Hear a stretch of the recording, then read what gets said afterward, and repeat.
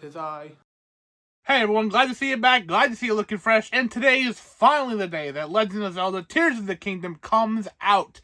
A sequel to what is considered one of the greatest games ever made. And so I wanted to have a discussion today and decide finally, once and for all, what is the greatest game of all time. Now, when discussing that, we have a plethora of different games and different opinions to siphon through. I'm not even talking about what my favorite game of all time. I'm talking about greatest. So why don't we go through together and decide what is the greatest game of all time. So let's start with that previous mentioned game, Breath of the Wild. This game is considered by many to be the greatest Zelda game of all time. Amazing open world, incredibly creative controls, plenty of ways you can mess around with the world, characters to meet, beautiful music, and just an entire experience that people continue to go back to and find new things and try new things, and just an entire game of experimentation. Is it the greatest though? No. You're going to be hearing a lot of no's today. Breath of the Wild is not the greatest game of all time because many people consider it not even the best Zelda game of all time. One of those crowning achievements has to go to Ocarina of Time. Back on the Nintendo 64, this game came out and shattered all expectations of what a video game could even be. The expansive new worlds to explore. Again, the beautiful music and characters to meet, and just so much to see. Back in the 90s, this was like taking that step from black and white film into color. It's a whole new world to explore.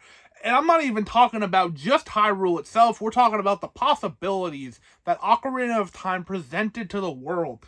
This game was able to realize so many people's dreams and be able to step into video games as more than just a side thing. This is an entire medium of arts to enjoy and beloved, and the Ocarina of Time has to be mentioned in this conversation. But again, many people wouldn't even consider it the best on the console. That also has to go toe-in-toe with Mario 64. So, Mario 64 was the first game on the Nintendo 64. It is the one that shipped with the console. It is the one that many people played first. That first Christmas, that first birthday, that first whatever celebration to get that new console and able to step into 3D for the first time. 64-bit graphics were the way of the future, and Mario was the one to push it forward. Mario had so many different paintings to jump to and secrets to explore and just so many stars to collect, and just being able to explore and walk around in 3D for the first time was such an important development in the Nintendo, and not even just the Nintendo, the video game industry as a whole. And that's why we are discussing it today. But when it comes to Mario as a whole, can you even say Mario 64 is the best Mario game? That opens up an entire can of worms to what Mario game is the best. Then, if we're talking about entire franchises, that opens an entire new can of worms. Or if we're talking just franchises as a whole, we have a ton of other game franchises to throw in there. The first one that springs to mind is, of course, Pokemon. Pokemon is a game franchise that took the world by storm when it came out in the 90s, and it is still a global phenomenon to this day. Over 1,000 of these pocket monsters exist, and people have memorized them inside and out. Movesets, evolution lines, where to find them, how to catch them. So many pieces of trivia, and so many people have fallen so head over heels with this franchise that it is the biggest money-making franchise of all time. Pokemon has cemented itself as a staple in pop culture and is not one to be missed over. But again, it's an entire franchise, and people would fight and argue which one's the best, and this one's bad, and that one's bad, and actually the new ones are better than the old ones, and actually the old ones are better than the new ones, and it's a constant fight, so I don't think we can crown any of those to be the number one. And we're opening it further up into different franchises. We have to hop over to PlayStation. We're talking about God of War. God of War 2018 by itself is an incredible game and an incredible recreation of a character that already had a great legacy before it. Plenty of games and plenty of people loved those old God of War games. building up and up and up to the crazy over-the-top battles of something like God of War 3. Even before that, the sad start to all of it in the first God of War, and just building and building and building, and now we have two great new games with God of War and God of War Ragnarok that have been able to take such a great iconic character such as Kratos and has built him up into this incredible icon of PlayStation as a whole, and being able to showcase him and these great new characters and being able to bring so many new players into this world. Right alongside him, though, is another PlayStation icon, though, with Uncharted and Nathan Drake. Another franchises that people beloved as an entire entity. A lot of people sure would say Uncharted 2 is probably the best one, but you cannot deny that the first Uncharted and Uncharted 3 has its defenders as being in the top spot. And also, Uncharted 4 and The Lost Legacy both showed that even after the original trilogy, this franchise can continue to knock it out of the park. Great characters, great music, and another PlayStation icon that is not to be slept on. And Naughty Dog continues to knock it out of the park with them. Even still, just re-releasing these games are able to bring so many new players in and just showcase how great these games are. And not even just talking about PlayStation, of course we have to give props to Xbox's big game franchise in Halo.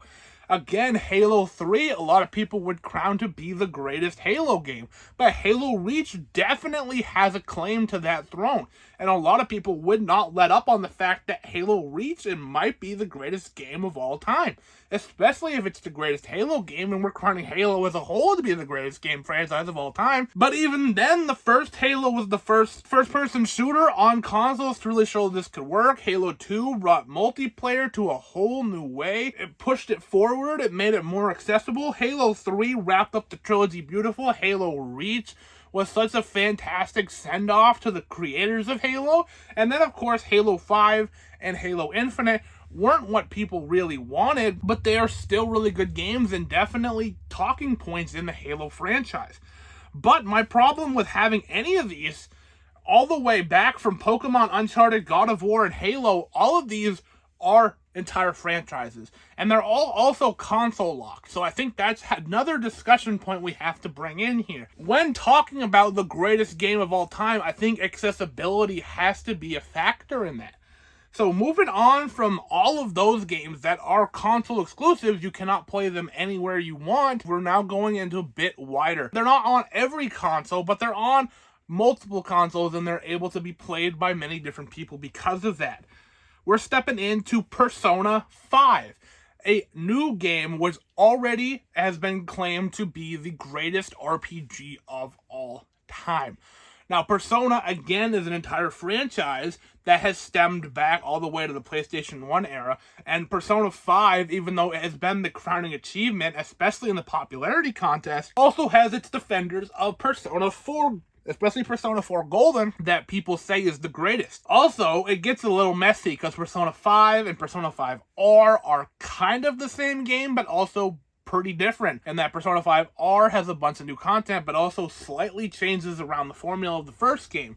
So you may not appreciate the changes made in Persona 5R, or you may have only played R, so it becomes a messy situation, so I'm just gonna knock this one out right now. Moving from one of my favorite games to another one of my favorite games, Witcher 3 is another more recent game that has been claimed by many people to be one of the greatest open world games of all time, and I won't disagree with that. I adore this game. CD Projekt Red's crowning achievement, because yes, of course, being Witcher 3, it's part of an entire trilogy.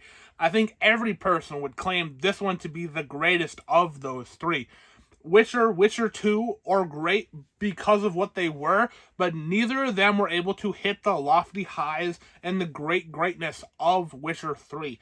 Great story, taking on Geralt, going to find Ciri, meeting plenty of different characters along the way, incredibly huge locales to explore, and so many hours of gameplay in there. But is it even the greatest RPG of all time? Then we also have to open the discussion to what about MMORPGs, and that of course would probably be the crowning achievement of World of Warcraft, being the MMORPG for decades at this point. It is a game that has not let up And even though probably you would expect the popularity to have dwindled, that fan base who loves World of Warcraft is still huge fans of World of Warcraft.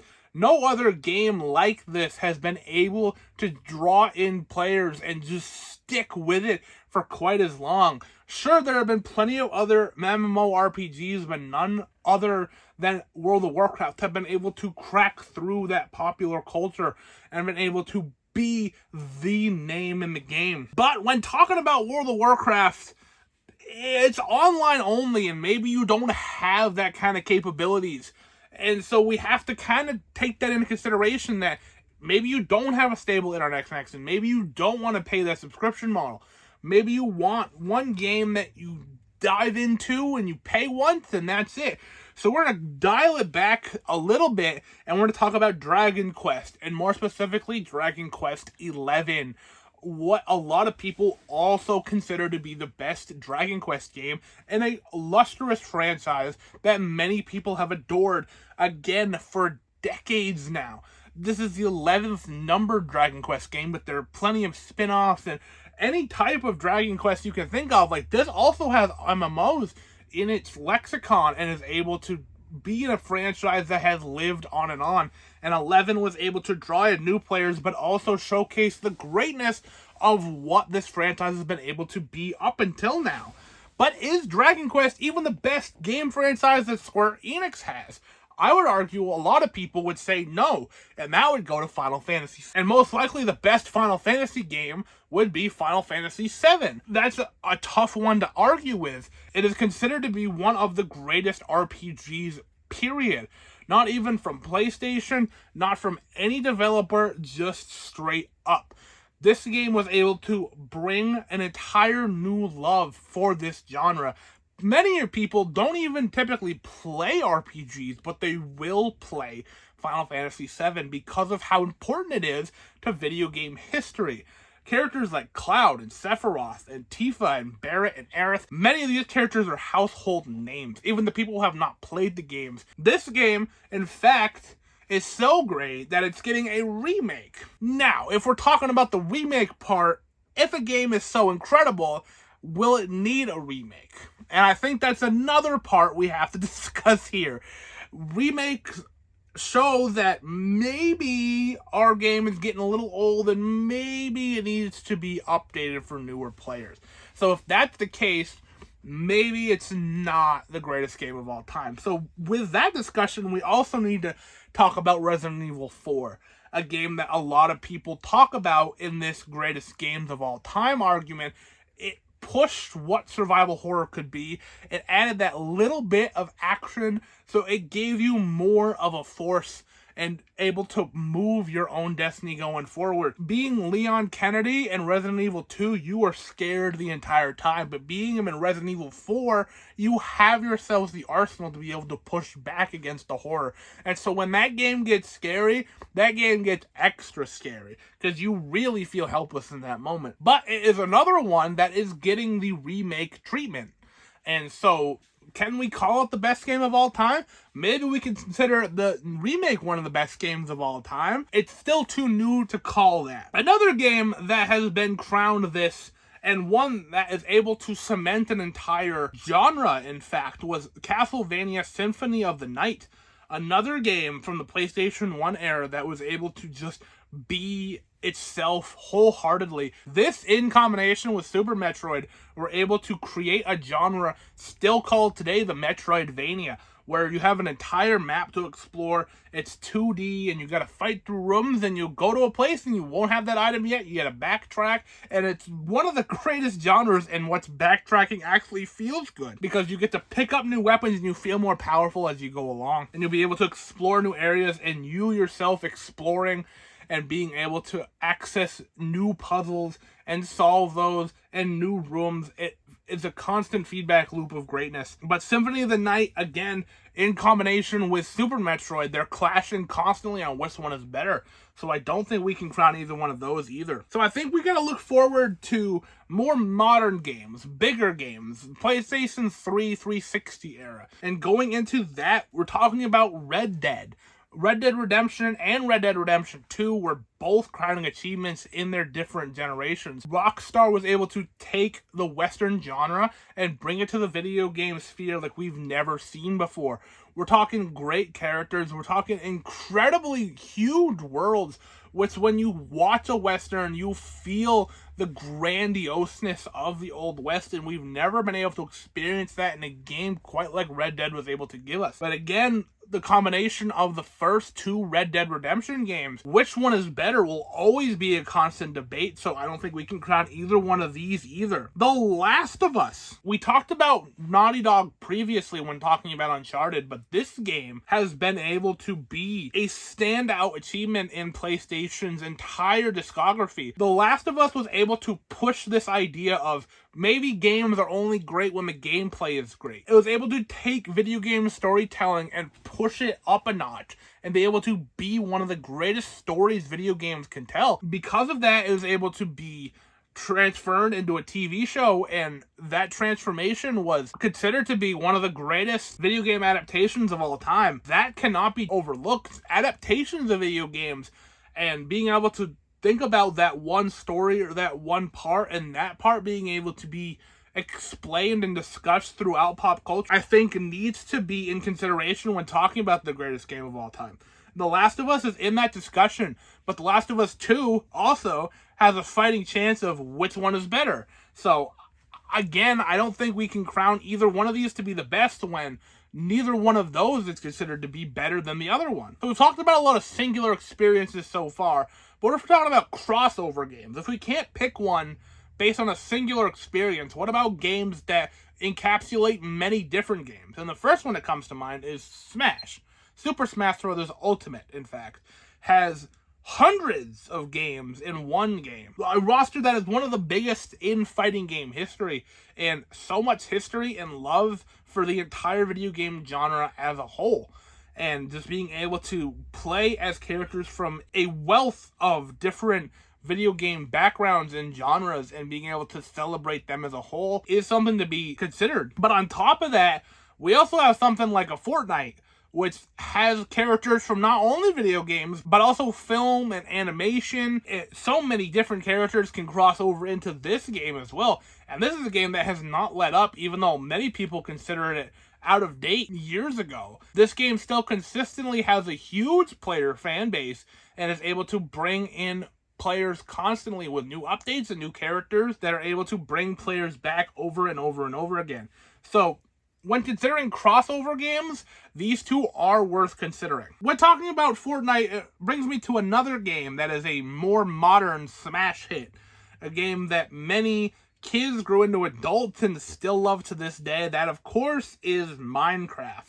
Minecraft is a game that I cannot overstate how popular and how important this game is to so many people. This game is able to transcend languages and is able to exist in so many different households and different cultures and just be what it is and be beloved by so many people. But I do think Minecraft is a bit lacking in terms of updates and being able to exist in more modern ways, where this game clearly wants to be a game that is consistently feeding you new stuff.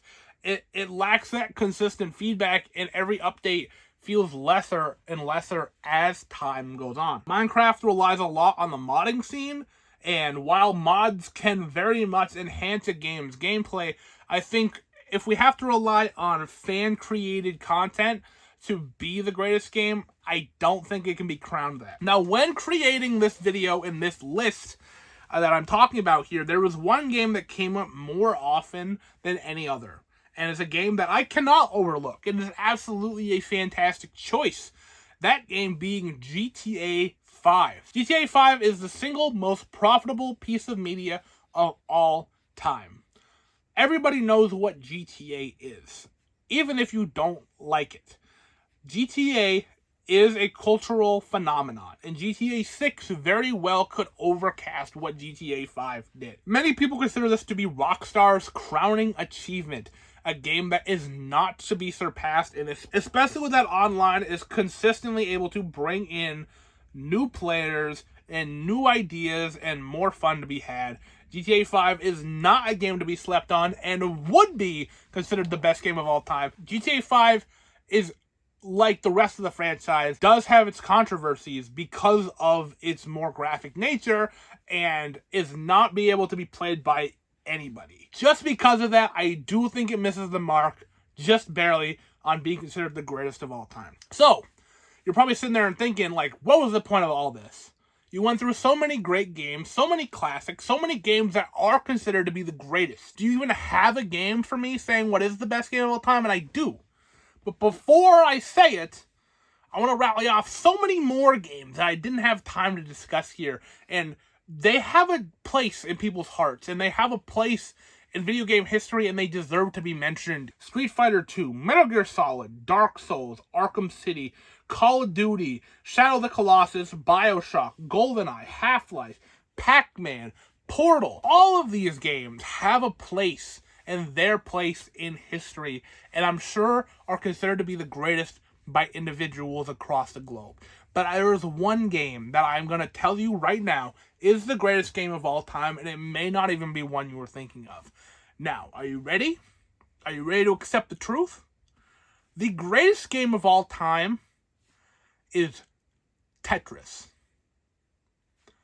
Tetris is the greatest game ever made. Why is Tetris the greatest game ever made? Every problem I thought of when talking about the greatest game of all time compiled on this list, and I've been thinking about this video for a while, knowing that the new Zelda is coming out, and Zelda having a career of some of those games being considered the greatest game of all time. What is the greatest game of all time? And for me, my favorite's The Witcher 3. Personal opinion does matter when talking about greatness for sure. But when I want to talk about overall importance to gaming history, a game being packed in with the Game Boy, one of the most important pieces of video game technology to exist, that's a huge plus. Its cultural impact. My parents and grandparents know what Tetris is.